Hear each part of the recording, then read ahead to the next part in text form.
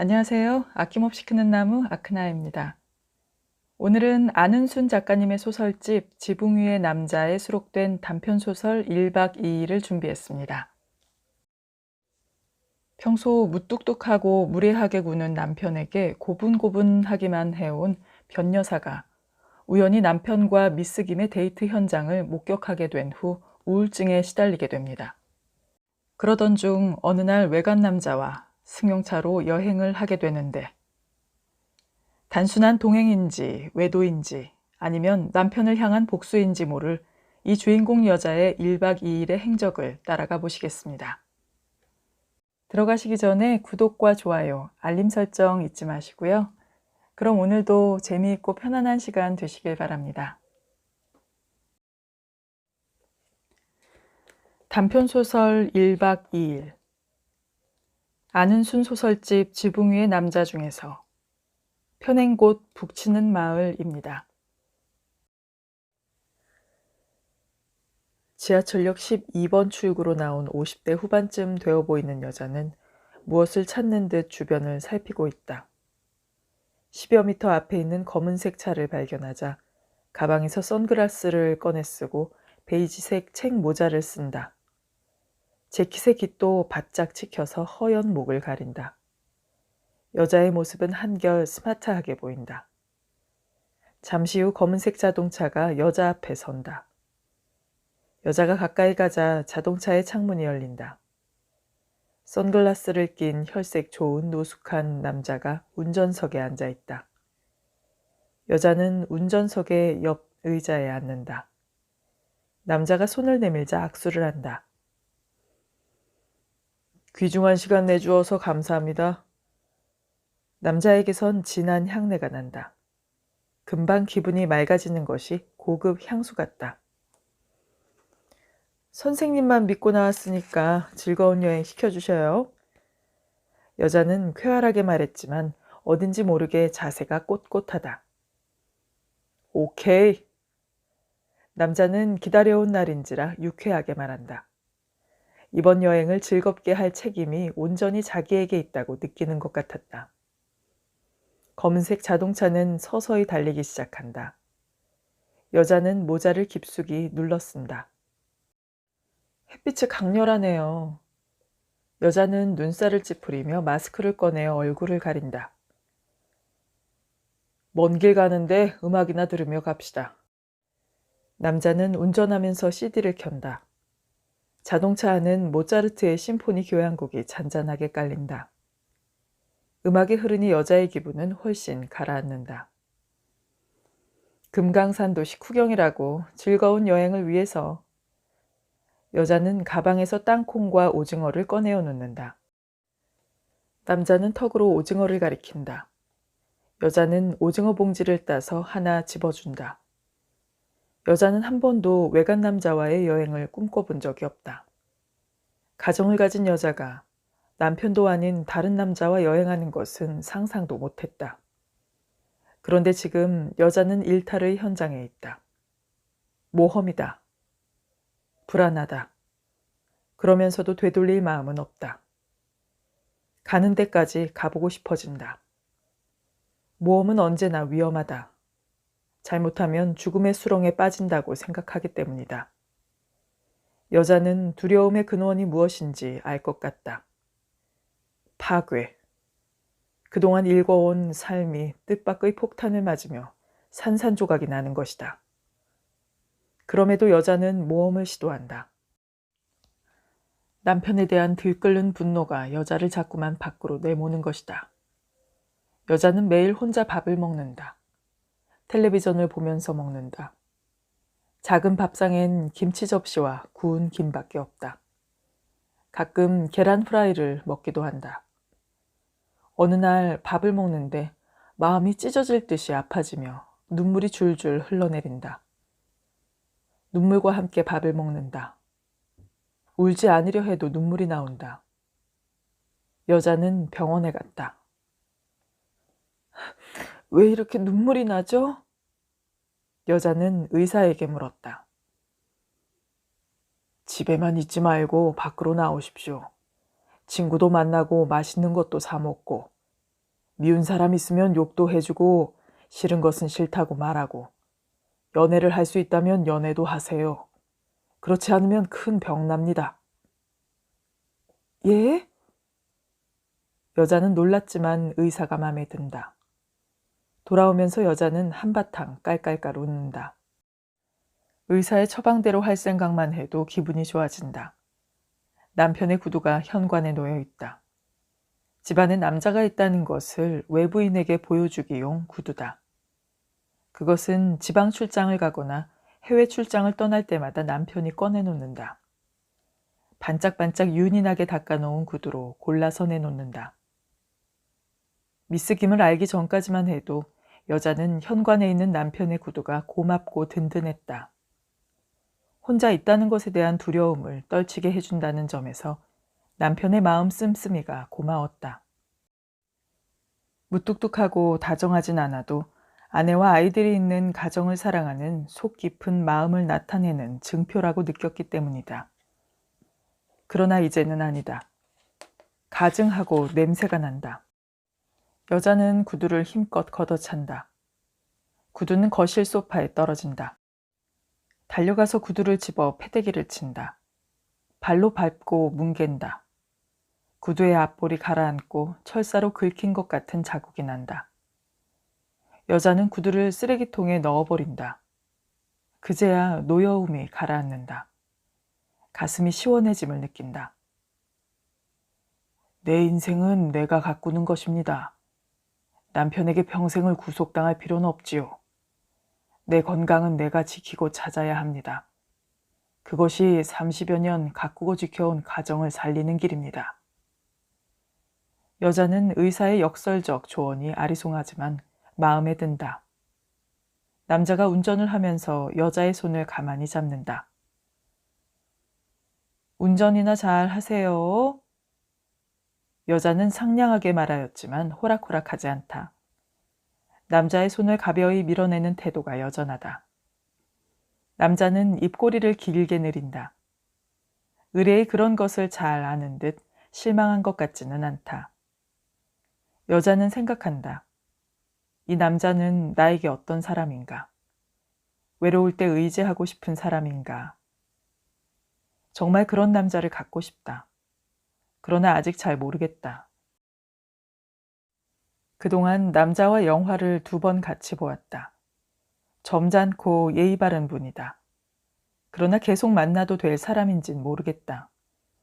남자는 요 며칠 동안 사랑한다는 고백을 하더니 1박 2일 여행을 주문했다. 여자는 남자의 열애하는 마음이 진정일지라도 믿고 싶지는 않다. 믿어서도 안 된다. 여자의 마음을 조금은 설레게 하였지만 이미 꺼져버린 가슴속 심지를 되살리기엔 장애물이 많다. 다만 우울증이 올 만큼 외로운 것이 문제다. 여자는 남편과 단 둘이서 여행을 한 적이 없다는 것이 요즘 들어 많이 억울하다. 신혼여행도 남편의 군대 친구가 있다는 대둔산으로 갔다. 남편은 여자를 여관에 남겨둔 채 잠깐 친구 만나러 간다더니 술이 잔뜩 취해서 새벽녘에야 돌아왔다. 집으로 가는 택시 안에서도 술이 덜 깨어 잠만 잤다. 남자의 1박 2일 여행 주문이 있은 때문인지 냉기가 도는 집이 답답해졌다. 후를 여행을 하고 싶다.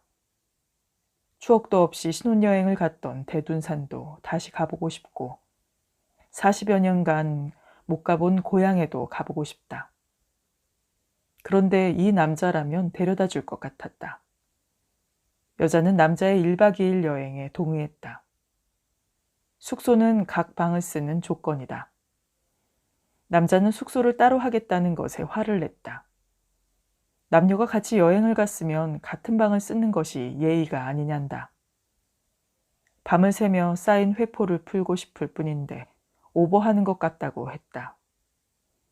여자는 이상한 여자로 보이는 것이 자존심이 상하지만 고집을 꺾지 않기로 한다. 남자를 믿고 싶다. 그동안 치근대지 않은 인품으로 보아 이 남자만은 아니라고 믿고 싶다. 그러나 세상은 믿을 수 없다. 숙고 끝에 없는 것으로 하자고 했다.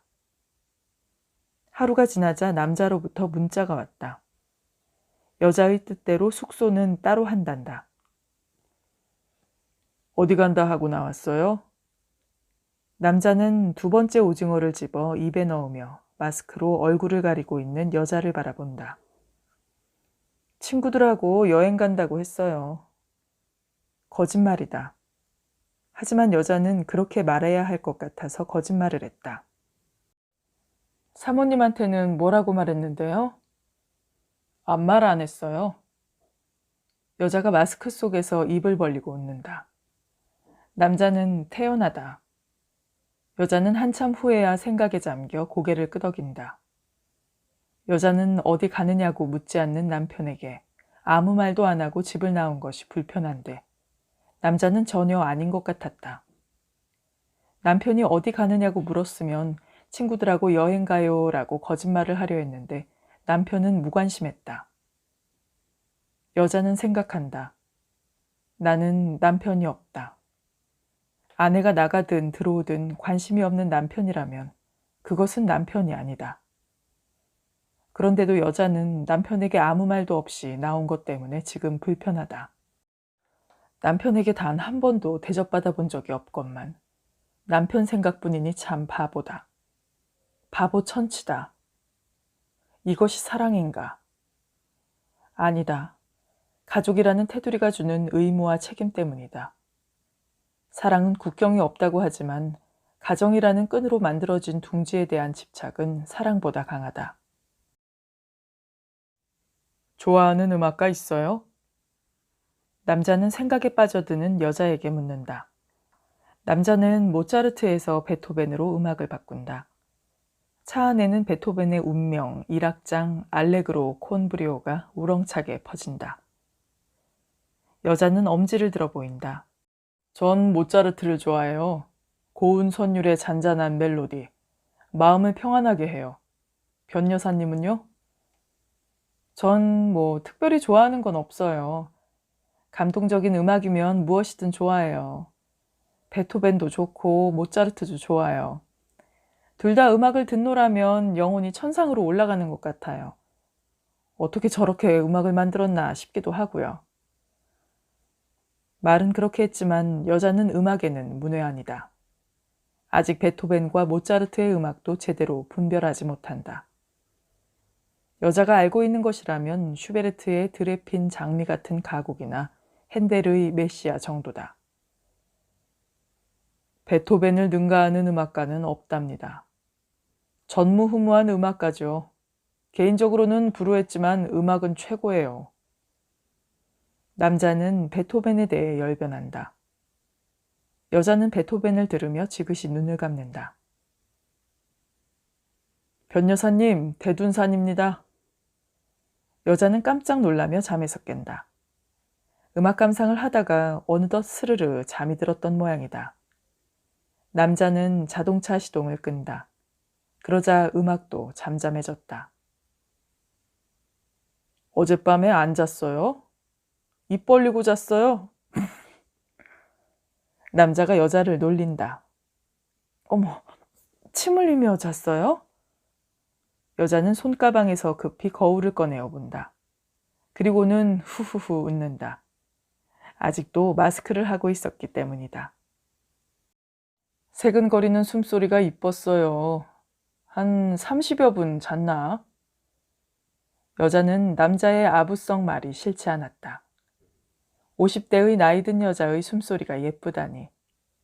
여자는 마스크를 벗고 남자한테 미소로 보답한다. 남자는 잠시 서서 수목이 우거진 진초록의 골 깊은 산을 바라본다. 단풍이 아직 안 들었어요. 금강산도 식후경이라고 먼저 점심부터 먹어요, 우리. 남자는 새로 지은 건물 2층에 있는 고급 음식점으로 여자를 앞세우고 들어간다. 여자가 앉으려 하자 얼른 뒤로 가서 의자를 앉기 좋게 꺼내준다. 여자는 영화 속 주인공처럼 대우를 받는 것이 싫지 않다. 마치 보석을 간수하듯 자신을 보석처럼 다루는 남자가 마음에 든다. 그래서 여기까지 따라온 것인지도 모른다. 여자는 남자를 만나면서 행복이 뭔가 조금은 알 것 같다. 와인 한 잔씩 주세요. 남자가 와인을 주문한다. 화이트 와인과 레드 와인 중 어느 것으로 할까요? 하얀 와이셔츠에 빨간 나비 넥타이를 한 청년은 15도 각도로 몸을 굽혀 정중하게 묻는다. 남자가 여자를 바라본다. 알아서 주문하라는 것이다. 남편은 첫 데이트 때도 여자의 의견은 묻지도 않고 홍차를 시켰다. 그때 알아봤어야 했다. 그런데 그때는 소신 있는 남자로 보였다. 레드요. 와인을 곁들인 식사는 처음인지라 여자는 당황했지만 눈치 있게 주문을 한다. 식당은 손님이 많지 않지만 격식과 품위가 있다. 음악이 흐르고 있어서 더 그런 것 같다. 지금 나오는 음악이 차이코프스키의 백조의 호수 중 정경이라고 남자가 귀뜸해준다. 차이코프스키는 러시아가 낳은 훌륭한 음악가죠. 다른 음악가와 다른 것은 21살에 음악을 시작한 사람이라는 거죠. 음악은 어릴 때부터 해야 하는 줄 알고 있는데 통념을 깬 거죠.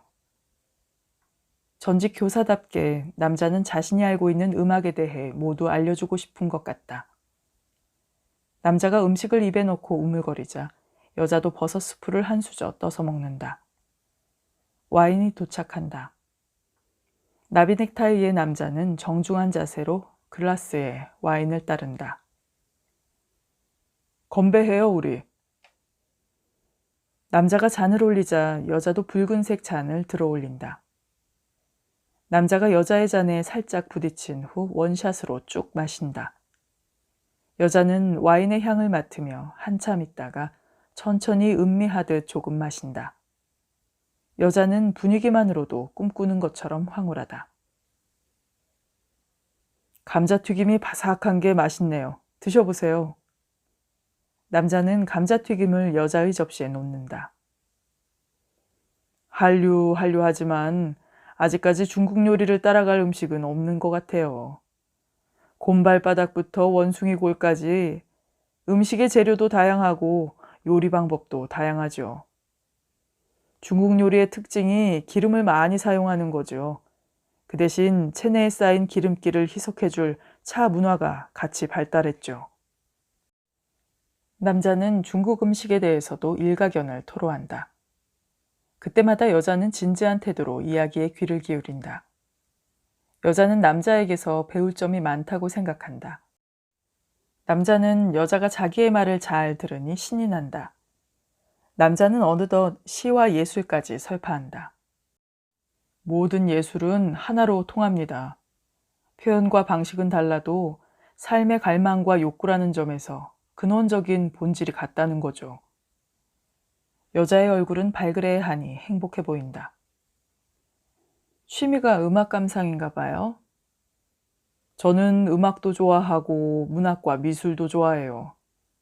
지금 공부하는 것은 인문학인데 배울수록 흥미가 있어요. 인문학은 인류가 태어난 이래 과학보다 필요한 학문이 아닌가 생각해요. 여자가 남은 와인을 마신다. 열심히 살며 학구적인 남자와 같이 있는 시간이 즐겁다. 남편에게 무가치하기만 했던 자신이 이 남자에게는 귀하게 대접받는 것도 기분이 좋다.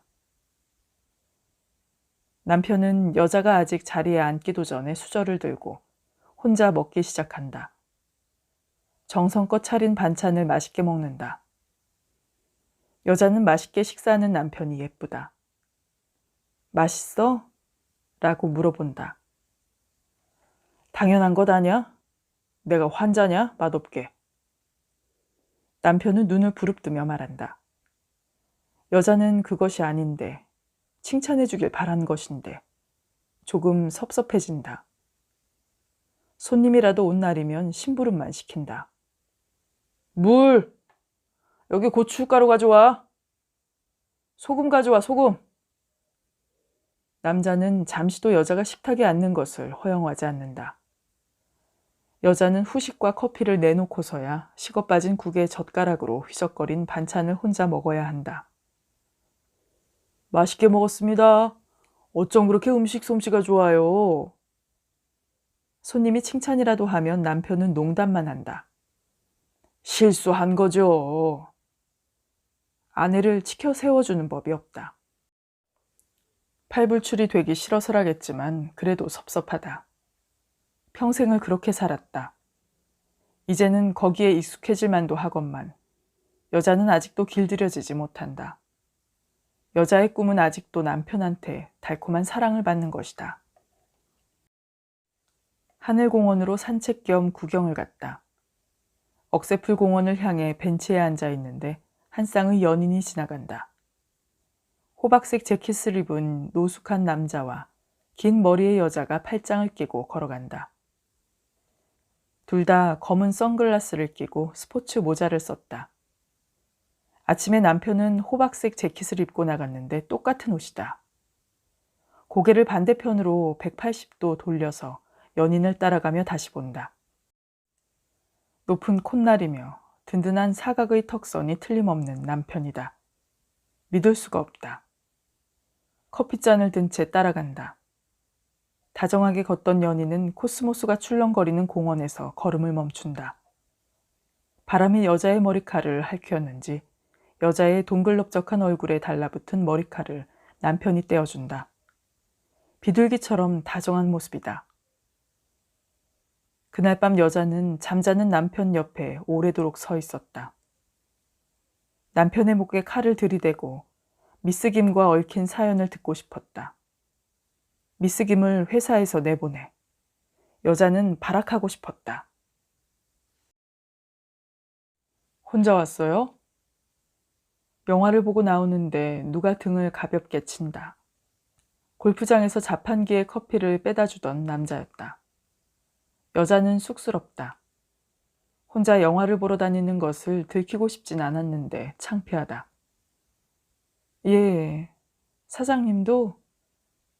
골프장에서 남자의 호칭은 모두 사장님이다. 전 혼자 옵니다. 그날 여자는 남자가 사주는 점심을 먹었다. 아직은 단풍이 없네요. 오히려 짙은 녹음 때문인지 초가을의 깊고 아늑한 중량감이 숲에서 느껴지네요. 점심을 마치고 나온 남자는 기분이 한결 좋다. 여자는 책모자를 쓰고 선글라스를 한다. 남자가 여자의 손을 잡으려고 한다. 여자가 모른 척 손을 내주지 않자 등 뒤로 팔을 두르고 걷는다. 여자는 등에 올린 남자의 팔을 의식하며 떼어내지 않는다. 그렇다고 경계심까지 놓은 것은 아니다.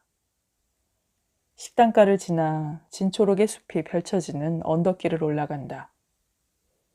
신혼여행 왔던 때가 생각난다. 아무리 생각해도 신혼의 추억이라고는 없다. 기껏 새 구두 때문에 발 뒤꿈치가 까져 고생을 한 것뿐이다. 올라갈 때 몰랐는데 내려오는데 발 뒤꿈치가 아팠다. 절룩거리며 쉬다 걷다 했다. 앞서 걷는 남편과의 간격이 자꾸 멀어진다. 뭐해 안 오고? 그때도 남편은 눈치도 없이 무뚝뚝했다. 발이 아파. 뒤가 다 까졌어. 여자는 주저앉았다. 아, 그럼 구두 벗고 걸어. 남편의 대안은 고작 자갈길에서 구두를 벗으라는 것이다. 정말로 구두를 벗고 절룩이며 걸었다. 참 미련했죠. 업어달라고 하였으면 업어줬을 것인데. 여자는 입을 가리며 웃는다. 케이블카에서 내린 두 사람은 금강 구름다리와 삼선 구름다리를 향해 걷는다. 내려다보면 아득한 낭떠러지다. 여자는 다리에 힘을 주고 조심조심 철제 다리를 걷는다. 구두굽이 부딪히는 소리가 쿵쿵 울린다. 조심해요. 여기서 옛날에 등에 업은 아기가 떨어졌대요. 아기를 잃은 어머니는 미쳐서 날마다 아기를 찾다가 죽었는데 그 뒤로 구름바위가 생겼다는 전설이 있어요. 저기 굽어 보이는 것 같은 삼선 구름다리 바위가 그 바위예요. 남자는 길게 솟아있는 바위를 가리킨다. 아까 안내판에 글을 봤는데 삼선 구름다리는 어느 재상의 딸이 여기서 살다가 선인이 되었는데 후에 삼선 구름다리 바위가 생겼다고 하던데요. 전설이란 다 지어내기 나름인데 내 이야기가 더 그럴듯하지 않나요? 히히히. 오래전에 여기 온 적이 있는데 그때 들은 이야기는 아기를 떨어뜨린 어머니가 죽어서 바위가 되어 아이를 돌본다고 들었거든요. 그럴듯하네요. 여자는 재미있어 하며 고개를 끄덕인다. 하늘엔 새털구름이 흘러간다. 고소공포증이 있는 여자는 천길 낭떠러지를 보지 않으려고 하늘을 보고 걷는다. 남자가 여자의 손을 잡는다. 여자는 남자의 손을 뿌리치고 허리를 꼭 잡고 걷는다. 문득 남자는 구름다리 위에서 발을 구른다. 여자가 깜짝 놀라서 남자의 팔을 움켜쥔다. 남자는 자꾸 발을 구른다. 여자가 남자의 허리를 움켜잡는다. 그만해요. 무서워요. 여자가 남자에게 달라붙자 남자는 여자를 꼭 껴안는다. 남자는 여자의 이마에 기습키스를 한다. 여자가 거부의 몸짓을 한다. 남자는 여자를 더욱 꼭 안아준다. 여자가 완강히 거부하자 이내 놓아준다. 여자는 뒤에서 철제 다리를 건너간다. 다리 끝에서 여자는 무안하다. 남자가 다가오자 팔을 꼬집는다. 여자는 자신이 우습다는 생각을 한다. 왜 나는 이 남자를 거부하는 걸까? 여기까지 같이 왔는데 한 채의 마음도 주지 못하는 걸까? 지금 내가 두려워하는 것은 무엇인가? 이제 전라도로 넘어갑니다. 전주로 해서 갈까요? 곧장 김제로 갈까요? 자동차에 오르자 남자는 느긋한 자세로 스마트폰을 들여다보며 묻는다. 남자는 선글라스를 이마 위에 올리고 있다. 눈초리가 처지기 시작하는 길고 큰 눈 위에 돋보기를 얹고 있다. 전주 한옥마을에 들러서 김제에 있는 하소 백년 단지로 가요. 언젠가 텔레비전에서 봤는데 백년이 정말 아름답더라고요. 하소 백년 단지라. 남자는 스마트폰을 열어 검색창을 연다. 김제 청운사에 하소 백년 단지가 있네요. 그럼 전주로 가서 한옥마을 보고 김제로 갑시다. 오케이? 시간이 그렇게 될까요? 시간은 걱정하지 마세요. 우리 1박 2일로 나온 겁니다. 하하하. 네. 여자도 따라서 웃는다. 남자 말대로 시간은 걱정하지 않아도 된다. 느긋하게 살 수 있다는 것이 낭비 같지만 그것은 빨리빨리 문화의 한국이란 땅에서 여유를 즐겨보지 못한 때문이다. 자동차는 잘 닦여진 산간벽촌의 한가한 국도를 달린다. 여자는 남자가 주는 커피 사탕을 입에 물고 오물오물 녹인다. 미스 김은 첫 대면하던 날부터 느낌이 수상했다. 미스 김이 입사한 것은 3년쯤 된다. 직원 회식에 있던 송년회 때 처음 얼굴을 봤다. 미인은 아니지만 동글납작하니 말이 없고 해실해실 잘 웃는 것이 얌전하고 착해 보인다. 아직 미혼이라고 해서 20대 후반인 줄 알았는데 보기보다 나이가 많은 40대 후반의 노처녀란다. 화장기 없는 앳된 얼굴에 생머리를 뒤로 묶어 있는 것이 소탈하고 수수한 처녀라고 느껴진다. 미스 김은 회식이 있는 내내 구석자리에 얌전히 앉아 있다. 이상한 점은 없다. 그러나 여자는 처음 대하는 미스 김이 마음에 들지 않는다.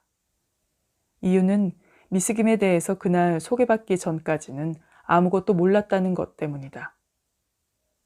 남편에게 왜 미스 김을 채용하고 이제까지 말하지 않았냐고 묻고 싶었지만 한참 음식을 먹고 있는 즐거운 자리라 그냥 넘어가야 했다. 여자는 오히려 사장 부인이라는 자신의 신분을 의식하여 미스 김에게 음식을 많이 먹으라며 닭다리를 접시에 놓아주는 친절을 베풀었다. 여자가 두 번째로 마음이 상한 것은 2차로 간 노래방에서다. 회식 시간엔 미스 김을 아내인 여자 옆에 앉게 하고 시종 다른 직원들하고만 떠들어대던 남편은 이번에는 미스 김 옆에서 떨어지질 않는다. 노래를 한 곡씩 부르지만 미스 김은 구석 자리에 앉아 맥주잔만 홀짝인다. 직원들이 미스 김에게 노래를 하라고 아우성을 쳐도 노래를 하지 않는다. 마침내 노래 안 부른 사람은 10,000원을 내라고 벌칙이 생기기까지 했다. 미스 김은 핸드백을 열어 돈을 꺼내려 한다. 여기 돈 있어. 얼마면 돼? 50,000원이면 돼? 남편은 주머니에서 돈을 꺼내 선뜻 대신 내준다. 어머, 제가 주려고 했는데. 미스 김은 지갑에서 10,000원짜리를 꺼내 들고 남편보다 여자를 바라본다. 여자는 짐짓 미스 김의 시선을 피한다.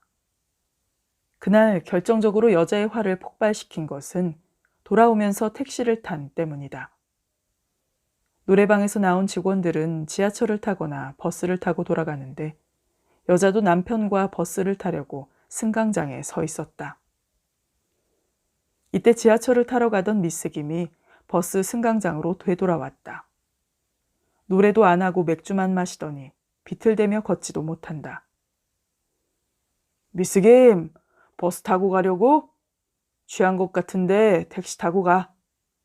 당신 저기 서서 택시 좀 잡어. 남편은 아내인 여자에게 소리치며 명령했다. 여자는 남편의 명령대로 도로에 서서 빈 차라고 쓰인 택시를 잡았다. 당신 타지 않고 뭐 하는 거야? 미스 김을 차에 태운 남편은 운전석 옆에 앉더니 소리친다. 미스 김만 태워보낼 줄 알았던 여자는 엉겁결에 차에 올라타고 미스 김을 부축해야 했다. 택시는 미스 김이 사는 노량진으로 달렸다. 노량진에서 미스 김이 내리자 남편도 내린다. 당신은 안 내리고 뭐해?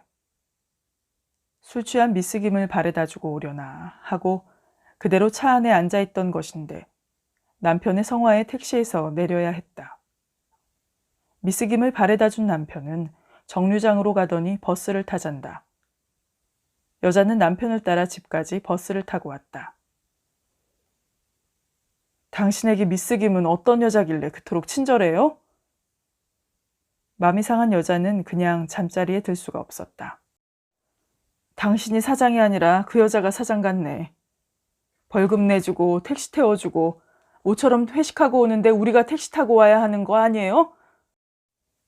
더구나 미스 김 때문에 택시 타고 오다가 미스 김 내려주고 버스 타고 오는 건 무슨 경우예요? 나를 위해서 택시 타는 건 그렇게 돈이 아까워요? 허구 헛날 외식하면서 나한테는 밥 한 그릇도 아까워서 외식 한 번 안 하면서 오늘 보니까 다른 여자한텐 펑펑 돈도 잘 쓰네. 벌금도 내주고. 여자는 화가 나서 따발총처럼 쏘아댔다. 그러자 남편은 소리쳤다. 그래, 나 돈 잘 쓴다. 그러나 너하고는 라면도 먹기 싫다. 버스값도 아깝다. 됐어? 여자는 창밖을 본다. 그날의 감정이 되살아나며 눈물이 나려고 한다. 노여움으로 심장이 뛴다. 눈을 감고 자는 척한다. 음악을 껐네요. 잠시 후 그녀는 자동차 안이 조용함을 느끼고 말했다. 잠든 것 같아서 푹 주무시라고요. 다시 켤까요? 남자는 CD를 다시 켠다. 이번에 우리 가곡 들을까요? 그래요. 이은상의 가고파를 박인수 노래로 들어봅시다. 어쩌면 저렇게 자상할까. 여자는 남자의 얼굴을 바라본다. 왜 물끄러미 바라봐요? 내 얼굴에 뭐 묻었어요? 아니에요. 여기에 뽀뽀나 한번 해줘요. 남자는 손을 여자 앞으로 들이민다. 여자는 남자의 힘줄이 튕겨나온 커다란 손에 입술을 갖다 대는 신용을 한다. 여기에도요. 남자는 검지를 펴서 자기의 보라색 입술을 가리킨다. 여자는 호호 웃으며 외면해버린다. 자동차 안은 박인수의 박력 넘치는 미성이 감동적으로 흐른다. 남자가 노래를 따라 부른다. 목소리가 여간 좋지 않다. 목소리가 좋아요. 남자는 어깨를 으쓱해 보인다. 청운사를 향해 올라간다. 백년단지가 층을 이루며 펼쳐진 뒤로 청아산 봉우리가 나지막하게 엎드려 있다. 8월의 백년이 여기저기 소복한 여인처럼 서 있다. 활짝 핀 것도 있고 봉우리로 서 있는 것도 있다. 직영장에 가는 어머니를 따라 계란 묶음을 들고 청아산을 오르내린 기억이 난다. 그때 이 골목을 지나친 것도 같다. 우리 마을은 청운사 너머에 있어요. 초등학교 다닐 때 소풍은 언제나 이 절로 왔어요. 정말 오르기가 힘들었는데 이제 보니 산이 그다지 높지 않네요. 여자는 검푸른 저녁의 연꽃밭을 향해 걸어간다. 연꽃잎 모양을 한 조형물 누각이 저만큼에 있다. 여자는 둔덕길을 걸어와 조형물 누각 아래 놓인 긴 의자에 앉는다. 고향 땅을 밟아서인지 뜬금없이 죽은 연화 언니가 생각난다. 분홍 양산을 들고 군산에 간다고 나가는 연화 언니는 연꽃처럼 예뻤다. 그렇게 예쁘던 연화 언니는 뒷산에서 죽었다. 수면제를 먹고 죽었다고 했다. 이유는 아무도 모른다. 헛소문만 무성했다. 10여 년 이상 지난 후에야 연화 언니가 죽은 것은 이마가 유난히 넓었던 청년 때문이라고 단정한다. 나는 당시 초등학교에 다녔는데 학교에서 오는데 남자네 담배밭에서 연화 언니가 울고 있고 기와집의 청년이 연화 언니랑 조그맣게 싸우고 있었거든요. 그때는 몰랐는데 지금 생각해보니까 연화 언니가 임신했다며 결혼하자고 했지만 남자가 거절하니까 죽은 것이 틀림없어요. 당시에는 처녀가 임신하면 대사건이었거든요. 여자는 하얀 연꽃을 바라보며 회상해졌는다. 올 때는 연화 언니 생각을 하지 못했는데 갑자기 연화 언니 생각이 나는지 모르겠네요.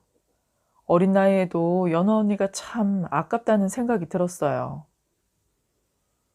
죽은 사람은 생각하지 맙시다. 더 어둡기 전에 사찰이나 구경하고 가요. 청운사가 어떤 사찰인지 보고 갑시다. 남자는 점점 걸음걸이가 무거워지는 여자를 뒤에서 밀며 올라간다. 여자는 구두를 신고 있어 비포장길을 따라 걷는 걸음걸이가 뒤뚱거린다. 청운사는 생각보다 큰 사찰이다. 조그만 암자만 있던 것으로 알고 있었는데 번듯한 사찰이 3개나 있다. 관음전, 대웅전, 무량광전 또 대웅전 앞에는 미륵불이 있고 범종각이 옆으로 서 있었다.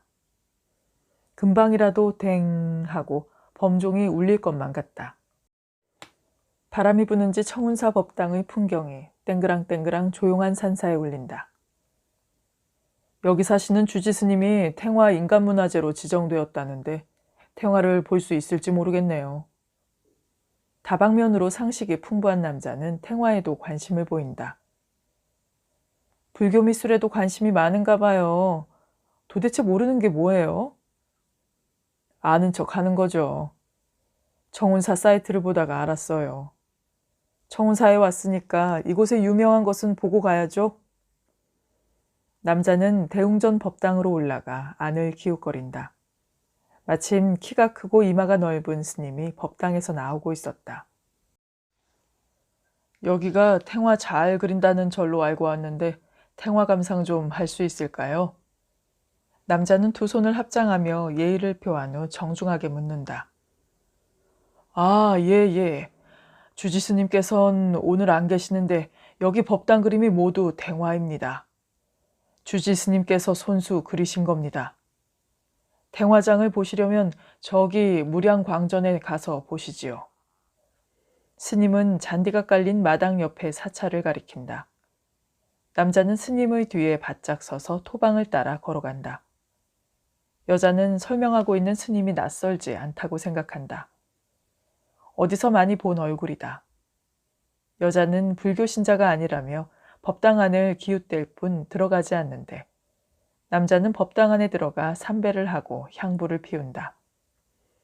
이마가 넓은 스님은 남자의 삼배를 기다린다. 아미타상 뒤에 걸린 저 그림이 탱화장으로 국보급이지요. 좌측에 걸린 것은 백년이고 이쪽은 관음상입니다. 저희 주지스님은 화승으로 백년 그림으로 유명하지요. 아, 예, 스님. 잘 보고 갑니다. 섬세함과 치밀함이 과연 훌륭하십니다. 불교의 연역이 한눈에 보이는 것 같습니다. 감사합니다. 아, 그런데 날이 어두워지는데 근방에 모텔이나 숙소가 될 만한 곳은 없는지요? 오면서 보니까 안 보여서요. 존상 뒤에 불자 14인의 군상을 보고 좌우에 걸린 관음상까지 꼼꼼히 살펴본 남자는 예약하지 않은 숙소가 걱정되는 것 같았다. 여기는 아직 관광객이 묵을 만한 숙소는 없어요. 군산으로 나가서 은파유원지 쪽으로 가면 많이 있을 겁니다. 은파유원지 가보고 싶어요. 여자는 학생 때 가본 적이 있는 유원지가 보고 싶어졌다. 학교 다닐 때 가본 적이 있어요. 고향이 어디신데? 스님이 여자를 바라본다. 산 너머에 초등학교 부근 동네예요. 중학교 졸업하고 떠난 후에 처음 왔어요. 저도 독산 너머 동네인데. 예? 순간 여자의 뇌리에 담배밭에서 연화 언니와 싸우던 남자가 생각난다. 그럼 수양버드나무가 있던 기와집? 여자가 입을 벌리고 다물지를 못한다. 알는지 모르겠지만 저 때문에 한 여인이 죽었지요. 인과응보지요. 30살의 공부도 결혼도 포기하고 절에 입문했습니다.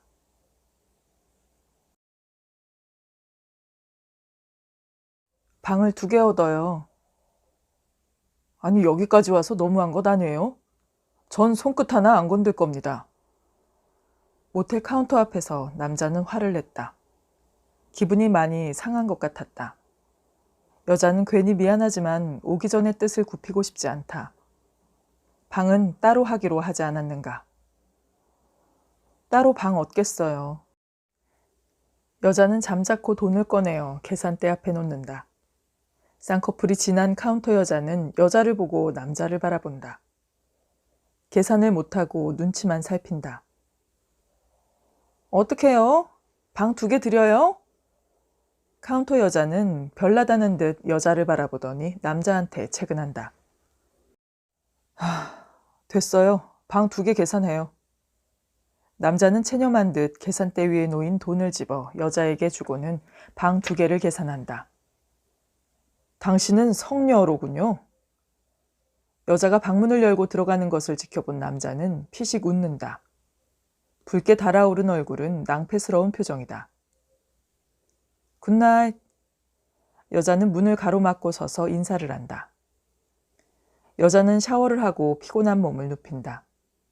어떤 해방감으로 몸과 마음이 편안해짐을 느낀다. 오늘 여행을 생각하니 스릴도 있고 만족하다. 여자는 스마트폰을 열어본다. 시간은 12시 자정. 안 열어본 문자를 살펴본다.